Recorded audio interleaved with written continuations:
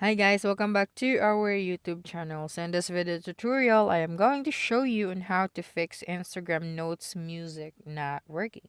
Okay, so the first thing that you'll need to do is just to open your Instagram application and then tap on the messages icon at the top right corner of your screen and then click on the notes. Okay, when you click on the notes, it should be the music icon should be under your profile picture, but since that feature is not yet available in our, device or account, so we don't have that. But the thing that we can do in order to fix that is just to go to our Play Store and then search for Instagram.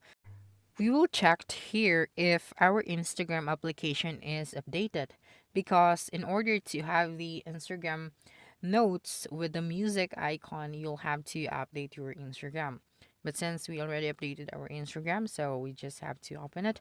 And if still you cannot find the music icon, maybe your account is not that active on Instagram or the feature is not yet available in your region or in your country. So for now, just use the notes feature since the music icon is not available. And that's it. Don't forget to subscribe to our YouTube channel for more video tutorials in the future.